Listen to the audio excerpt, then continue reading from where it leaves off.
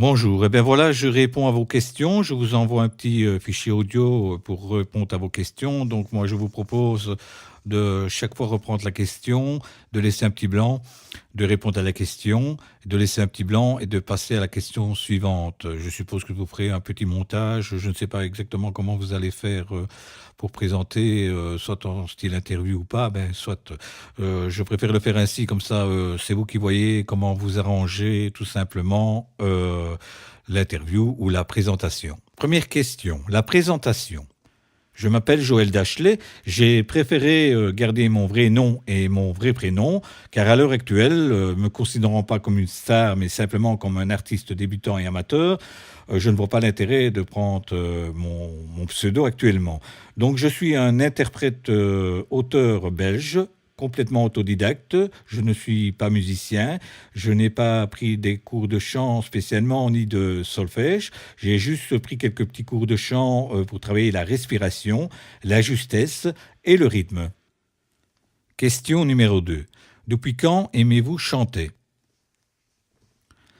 Au départ, je n'étais pas du tout prédestiné à la chanson, même si par le passé, certaines de mes activités tournaient autour de la musique et du spectacle. Mes premières amours musicales étaient plutôt tournées vers l'animation. C'est à l'âge de 13-14 ans, avec peu de moyens et beaucoup de motivation, que je suis devenu disjockey indépendant. Je peux vous dire que cela marchait du tonnerre, mais rien à voir avec le disjockey de nos jours. À l'époque, il fallait parler dans le micro, faire monter l'ambiance. Bref, il fallait vraiment animer, quoi. C'est alors que dans les fins des années 80, début des années 90, en plein boom de la libération de la bande FM, quand de multiples petites radios locales voyaient le jour, que je suis devenu animateur sur Radio Nevis Ciné, passant de la technique à l'animation et de l'animation à la technique. Cette même radio avait également sa sono, la Sono Nevis. Là aussi, j'étais disjockey. Question numéro 3. Qu'est-ce qui vous a poussé à faire cela ? C'est tout à fait par hasard que je suis venu rejoindre le monde des chanteurs, des compositeurs et des musiciens.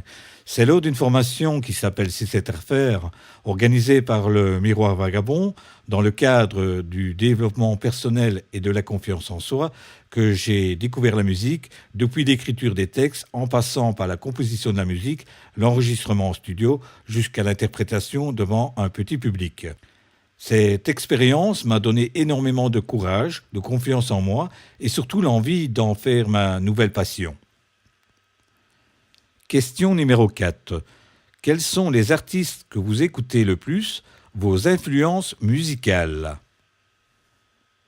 Ce sont surtout des artistes de chansons françaises et surtout à texte. Mon anglais est à couper au couteau, donc je ne vais pas risquer de m'y lancer. Et en plus, je ne comprends pas tout à fait l'anglais. Je comprends un peu l'anglais, donc je préfère chanter des choses que je comprends. Et notamment, ici en Belgique, nous avons Pierre Rapsat, un artiste belge qui est parti vraiment trop tôt. Il y a également Maxime Le Forestier, Georges Brassens, Jacques Brel, Aznavour, Ferré, Cabrel, Ferrat. Ce sont surtout des artistes de ce style. Question numéro 5. Jouez-vous d'un instrument ? Je ne joue pas du tout d'un instrument, je ne suis pas musicien à la base non plus, mais par contre, j'aimerais énormément apprendre la guitare et également le synthé. Question numéro 6. Qu'est-ce qui vous inspire ? Ce qui peut m'inspirer, c'est surtout toutes les choses de la vie, un mot, une citation, une phrase, un événement.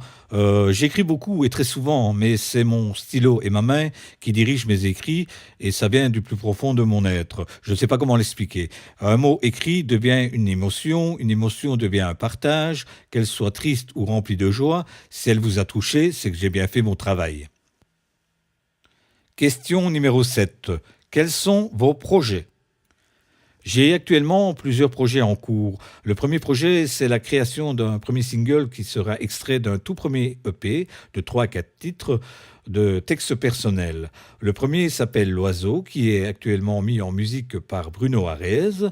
Le second sera La lettre à mon fils, dont la musique est actuellement en arrangement. Et le troisième sera intitulé Chanter. Ce texte doit encore trouver son compositeur, donc je lance également un appel. J'en profite de l'occasion pour lancer appel afin de trouver une personne qui accepterait de mettre ce texte en musique.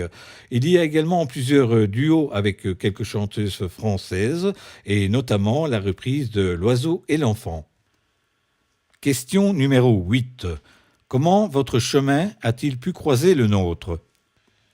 Il est très difficile pour un artiste amateur et surtout débutant d'être diffusé sur les radios.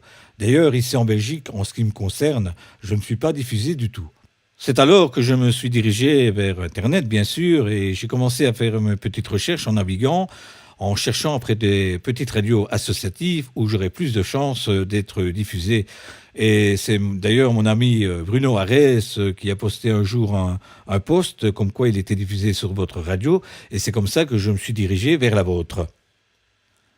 Question numéro 9. Un petit mot pour les auditeurs. J'ai envie de lire aux auditeurs un petit texte que j'ai écrit moi-même. Qu'est-ce qu'un artiste ?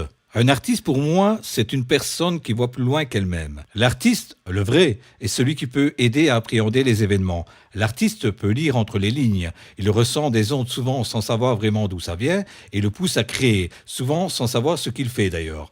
Le résultat final, il est souvent impressionnant, parfois troublant et mystérieux. Oui, nous sommes tous des artistes, mais peu se servent de leur talent et surtout peu le développent. L'artiste, il peut aider à voir des événements du futur. Si vous écoutez une belle chanson qui vous fait hérisser les poils sur les bras, ça nous aide à prendre conscience de nos émotions.